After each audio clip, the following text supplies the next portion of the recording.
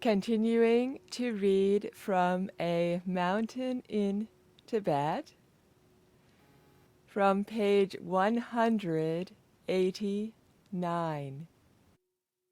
On 8 August 1988, our beautiful new temple was inaugurated. On this auspicious date, more than 1,500 people gathered to witness the ceremony. It was presided over by Tai Situpa Rinpoche, usually known as Situ Rinpoche, one of the four heart sons of the 16th Karmapa. When His Holiness died back in 1981, the heart sons had become regents and were charged with acting on his behalf until the 17th Karmapa was found. Once they'd unveiled a marble plaque on the temple wall, there were displays of traditional religious dancing, and then there was a cake-cutting ceremony and tea for everyone. Akon was serene and modest, looking splendid in a yellow silk chuba, the traditional feast day robe. I was thrilled for him. It was his project through and through. It had taken 9 years and been achieved through his quiet determination and his extraordinary ability to inspire people to give the best of themselves. In the end, a building that would have cost approximately £1,500,000 was built for less than a quarter of that, thanks to the sheer hard work and devotion of everyone involved.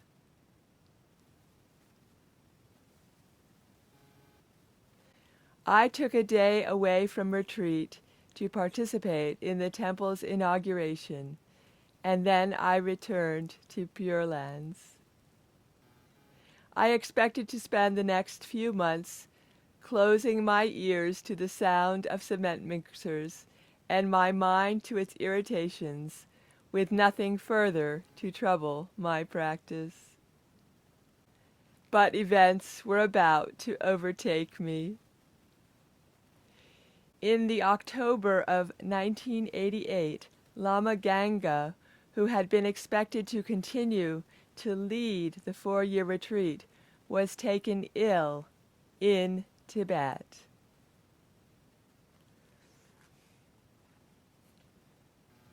And died suddenly.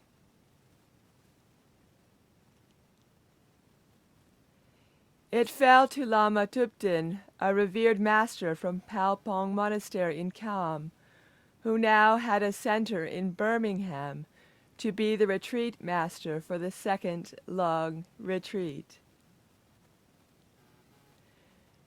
The paint was scarcely dry on the new retreat house when he officiated over the closing-in ceremony in March 1989. There were 44 Western participants, including 9 who had done the first retreat and wished to continue. Lama Tupten gave the initial instructions, even though, as Akong discovered, he was already gravely unwell. He, too, died. Some months later, Kalu Rinpoche, who had been so instrumental in my own retreat, died around the same time. Suddenly, there was nobody to lead this retreat, which was already underway and taking place literally on my doorstep. Akon came to me and asked me to step in. There was nobody else, he said. I freely admit that I didn't want to. It was one thing to help out, but quite another to be the retreat master, with primary responsibility. I would very much have preferred to continue my own practice. I felt the most beneficial thing I could do for other practitioners was to deepen my own realization. Compared to Lama Ganga or Lama Thubten, both of whom had acquired profound knowledge of the Buddhist teachings and vast experience of retreat rituals, I was very much a novice. But I could not refuse Akon. It was impossible to leave these people without any of the guidance they required. The whole situation was comical, really. I only got the job because literally all the other candidates had died.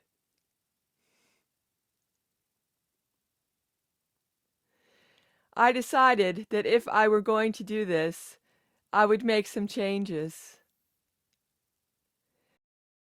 I felt it was crucial to accommodate the fact that almost all of our retreatants did not speak any Tibetan, and for the most part, they had not undertaken serious study of Buddhism. Many of them were virtual beginners, so asking them to do so many pujas, prayer rituals involving chanting mantras and visualizations, and read scripts in Tibetan was just too discouraging. I suggested to some of the participants that it was fine to simply meditate. I tried to tailor the program to individuals' requirements and strengths, which might sound like an obvious idea, but was unprecedented within the Tibetan tradition. I wanted people to feel joyful and enthusiastic, as well as committed to facing the rigors that lay ahead of them in retreat. It seemed to me that they must be hopeful about their practice, not fearful that they were not up to the task. Meditation practice is not like school.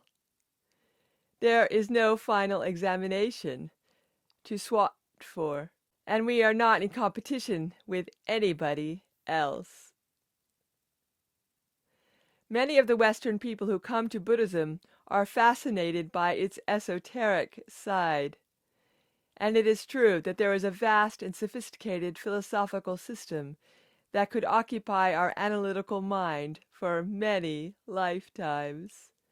But I always encourage people to see Buddhism as an everyday practice, first and foremost. An open heart and a positive mindset will benefit us more than any capacity for intellectual analysis. Since I was still carrying out my own practice just next door to the retreatants, I was able to give interviews and advice whenever someone had a problem. But I refused to play games. I didn't indulge people and wouldn't see them if they became too demanding. During some parts of the retreat, when complete silence was required, and towards the end, when I expected participants to be more mature, I would not give personal interviews. I wanted people to become self-reliant, which is very important. Though I had been a reluctant retreat master, I came to love it very quickly. Far from undermining my own practice as I had feared, it proved to be complementary. I learned so much about the mind by working with other people to overturn their mental blocks. Everything confirmed my conviction that my own obstacles and digressions had developed my ability to be a bridge between the Tibetan and Western mindset. The fact that I was not a tulku like Akong, Trungpa, and so many of the great Tibetan Lamas was not a problem, but an advantage in helping others. This seemed to me a perfect illustration of the necessity of bringing our obstacles on to our path. In my experience, obstacles are the path.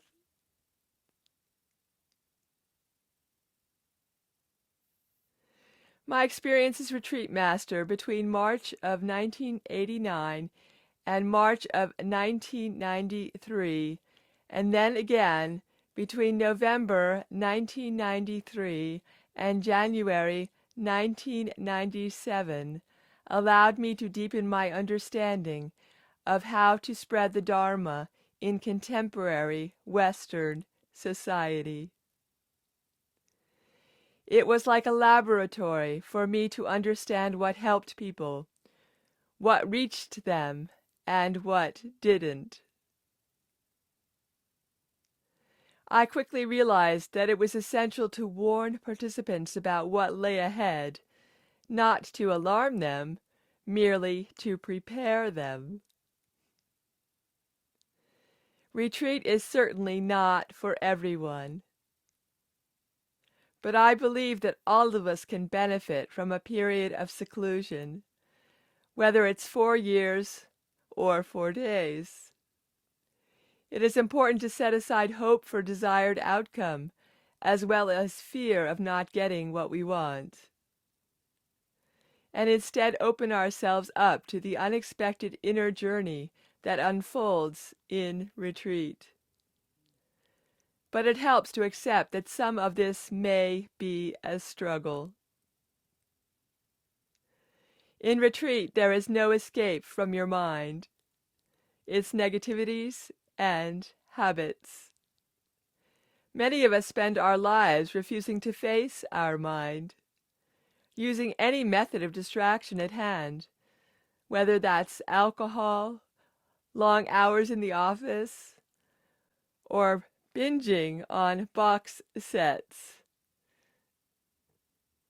So when we come to a sustained period of meditation, or even quite a short one when we start out, we are alarmed to see what comes up when we actually pay attention.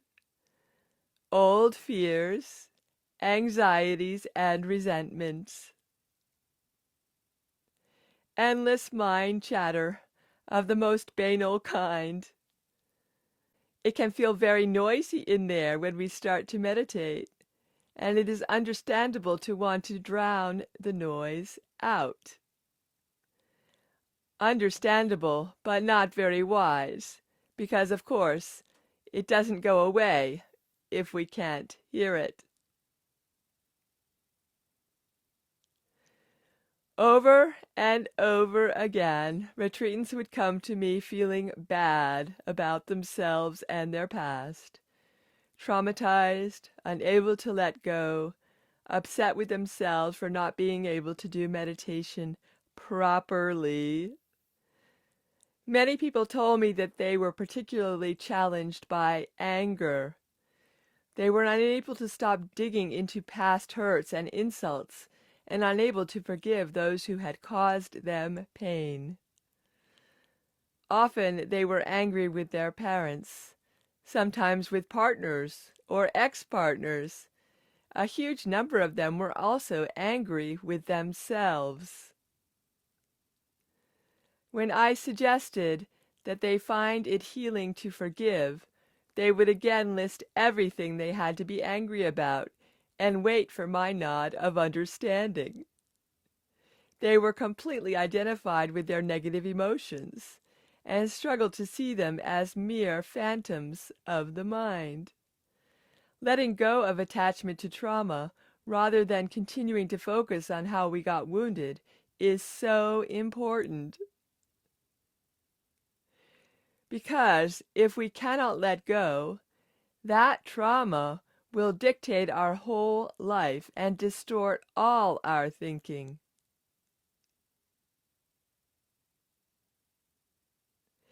Identifying with past hurts entrenches a lack of forgiveness of others and of ourselves.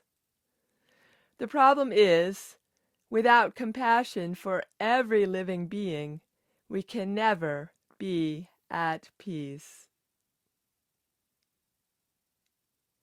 Any joy we experience is short-lived. I'm not saying that this is easy. All of us carry painful feelings because it is inevitable that difficult things happen in this life. For years I was burdened with memories and dreams of my escape from Tibet and the loss of my family, homeland, and way of life. But gradually I learned not to make them solid and real by believing that they were me and that I was my trauma. I chose to align myself with a deeper reality, Buddha, nature, that core wisdom, kindness, and goodness. My faith in this part of myself, along with the blessing of my teachers,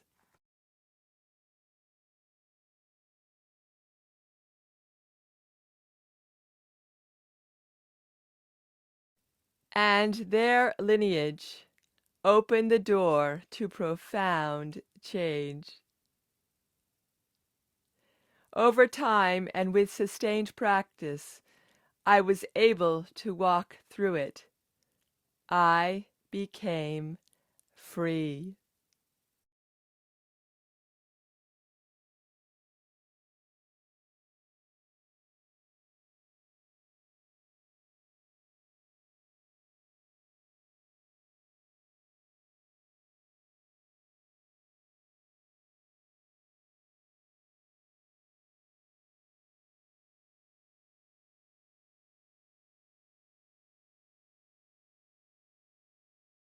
I also observed that many people who came to see me had low self-esteem, even when, especially when, they appeared to have vastly inflated self-confidence. They had been told at a young age either that they were a genius or the opposite, that they were not good enough. In each case, they ended up believing it, which caused them difficulties. In retreat, when things didn't go well, these people punished themselves for being a failure. They forgot that the main purpose of retreat is to overcome obstacles by seeing their lack of solidity. I would urge people to focus on the fact that whatever had provoked their suffering was not happening in this very moment, except in their own mind as they relived it. It is not a real thing, but a story, a creation of their mind from memories of the past. With determined practice, they could begin to see through these stories and take refuge in the simplicity of the present moment. But this is hard. It takes persistent effort. Rather than plug away with their practice, many people would go back to feeling sorry for themselves or punishing themselves for their inability to overcome their obstacles as fast as they felt they should be able to. I would do whatever I could to help disentangle them from these patterns. I affirmed and reaffirmed their Buddha nature to them until finally they could believe in it for themselves, at which point wonderful changes would begin to happen. It was always such a joy to see these flashes of opening and release. The learning was a two-way street. One of the key things I wanted to teach was that according to the Dharma, there is never any need to feel inadequate or low, because our true nature is pure, whole, and free.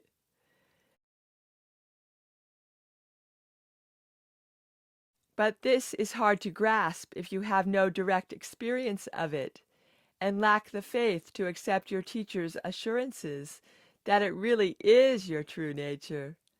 In addition, I began to realize that Western people have a very different relationship with their emotions from Tibetans and other Asian practitioners of Buddhism. In Tibet, we learned that emotions like thoughts are not real and not necessarily useful.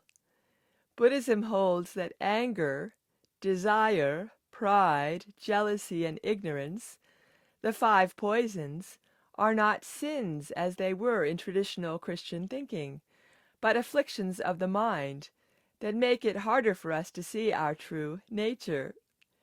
In contemporary Western culture, on the other hand, it is emotion that is king, not mind. The way you feel about something is of supreme importance. People in the West typically identify with their emotions, both good and bad, and find it hard just to observe them. This leads to trouble because they get caught up in reactivity and inner conflict. And to make matters even more difficult, in the West there are two additional mind poisons that we did not have in Tibet when I was growing up: guilt and shame. I realized that I needed to find ways to help people detach from their emotions in general, and these ones in particular. I tried to do this by suggesting that they identify with a yidam instead, since the yidam is flawless and free and endowed with an abundance of qualities. Yidams can be roughly translated as deities. They are radiant expressions of our Buddha nature and are charged with blessings. There are many different deities, such as Green Tara and Chenrezig, and each deity practice has its own specific image, liturgy, and mantras. When we do deity practice, we meditate on our body being an image of light, like a rainbow, filled with qualities such as love, compassion, and wisdom, rather than flesh and blood that is filled with issues and problems. Yidam practices were a big part of the retreat program. I hoped they would help retreatants to loosen their tight identification with painful memories, emotional afflictions, and the illusion of the solid sense of me. Sometimes it worked, but sometimes it ended up being counterproductive. Some people use the practices to inflame the mind poisons. For example, people who had a lot of sexual feeling misunderstood yidams and used their deity practice to indulge in sexual fantasy. Others got lost in daydreams. This led to boredom, distraction, and a retreat into fantasy. So the retreats were very much a learning experience for all of us.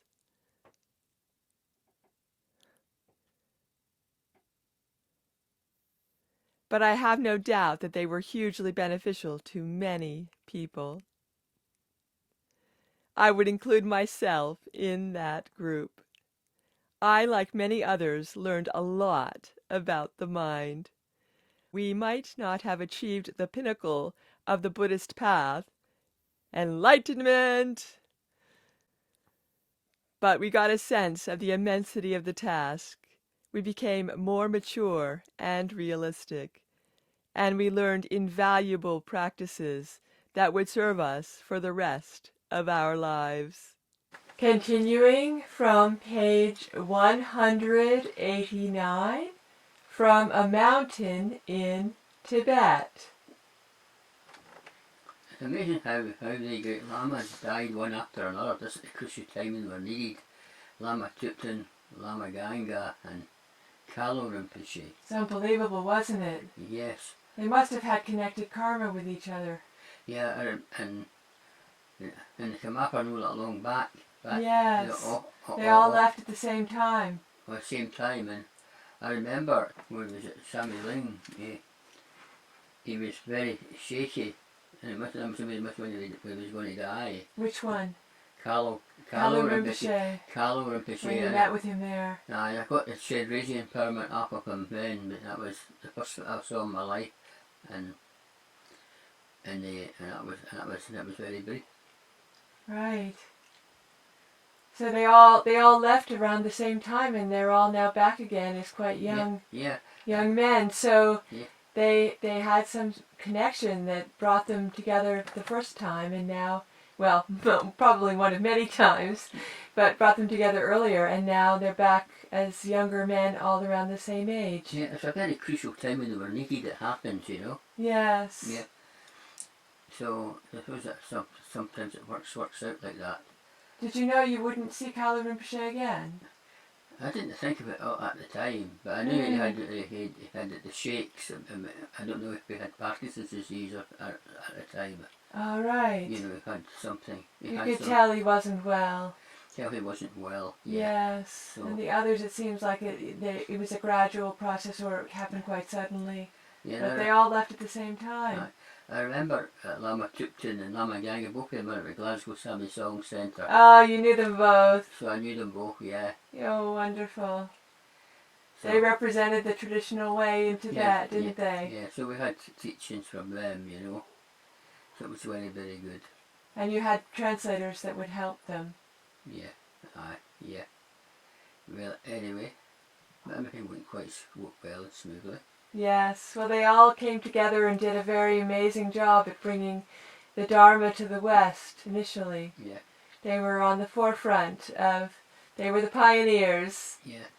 Yeah, and it's a pity a lot went into retreat without any experience, hardly any study or experience. The Western practitioners. Yeah, just had the desire to do a retreat and that was it, you know? Yes. But well, the Dharma was so new to the West, wasn't it, that it was difficult to find people that would have made a commitment to it and studied for any length of time. Yeah. It was still very fresh and new. Yeah, but the third retreat was much better equipped. Yes, more time had passed. They knew all the pujas and teachings then. Yeah, it was a different preparation. That was different, yes. And there were a number of people that went to all three of those retreats, so they were developing themselves along with the retreat process being established in the West. And some of them that did the first were in both, first, second and the third. That's what I'm saying, yes. Like say Zangmo, who became Lama Zangmo and a few others, you know. That's right. So it was the discovery of the Dharma and then developing into the maturation and the coming to ripen of the early seeds in various individuals who made a commitment and kept with it. Yes. So it must have been a very difficult problem going in with any experience, you know. Yes. That made the Lama Yeshe a lot harder to try and teach them things, you know. Yes. Usually when you expect people to treat the least, they think they would know something. Yes. It made me half the battle when you're teaching anybody. Yes. When they know nothing, you start from scratch, you know. Yes. It was like that. So it was very tough job even for Lama Yeshe. Yes. Dealing with them, yes. I think he was well prepared though, wasn't he? Because he had gone from not having as much training as he might have had if he had stayed in Tibet. Yeah. And so he was quite well aware of what it felt like to be trying to find one's way within the tradition without having had adequate preparation in advance. Yeah. So he would have understood completely where they were coming from. Yeah. That would have been so helpful for them. Yeah. As he said, he got them joking and laughing and seeing that they could relax a little bit, and that would give them even better progress. It's nice that something I had a desire to come back again. That was quite good. Yes. They never got discouraged. They came back. That was good. That was really amazing, wasn't it? Yeah. Yes. They must have understood that it was a critical time in the spread of Tibetan Buddhism, and that if people could just stick with it, it would get better in terms of making the two cultures more understanding of each other, and the practice taking into account the Western sensibilities as well as the legacy and tradition of Tibet. Yeah. Well, like I said, after the third retreat, they got taught Shantideva's a Bodhisattva way of life, a dual ornament liberation, changeless nature, and a few other things to study and practice. And they've learned pujas and playing instruments before they went in. Yes. Well, more and more texts were translated, weren't they, into English as time went on, so there was much more to choose from. Yeah. And the range of things that were available made the program much easier to gather together, because there would have been more text to choose from and more translations and more approaches that could be incorporated in. Aye, so the third retreat had a much better start than the others. Yes. You know. Trial and error, wasn't it, until the plan was gotten in place that could most well support. That's right. Yeah, so that was fine, that went well. So good. And Lama Yeshe stuck with it too, didn't he? He kept carrying on with his practice and finding ways to be supportive in a way that was most helpful. Yeah, well as trying to teach him, he had to have interviews and so forth, you know. And that must put him away bits from his own practice, you know. Yes. Yeah. And he also developed quite a bit of discernment, didn't he, about when his contact was being helpful and when it was just being used as a way to give them something to do in a day. That's right. To break up the boredom or the frustration or the anxiety or the confusion or anger. That was right. So he learned to discern when he could really make a difference and when it was better just to stay away. Yeah, that was it, He was developing alongside the retreatants, wasn't he? His capacity as a teacher and his capacity as a spiritual person who enables others in a very deep and profound way. Yes.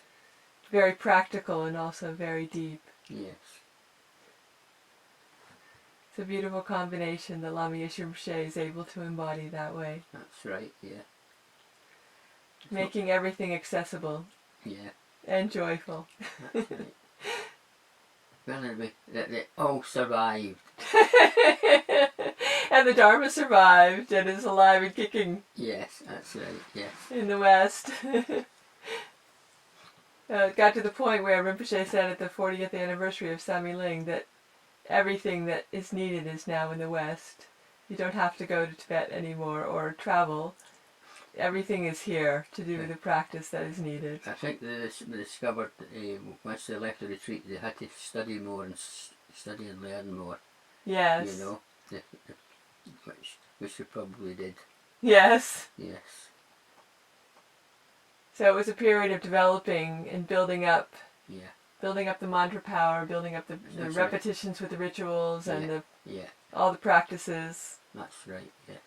So a lovely foundation set in place. It is. It was. So we're all very lucky that those steps were taken when they were historically, and everyone from now on can benefit Yes. from that foundation. There was a lot of experience learned through the past couple of retreats that supported the third retreat much better. Yes. Yes. So improvements. Yes. Well, Yeshe Rinpoche is always asking us to keep improving, and so this was another example of that. Okie dokie. Okie dokie. Okie dokie.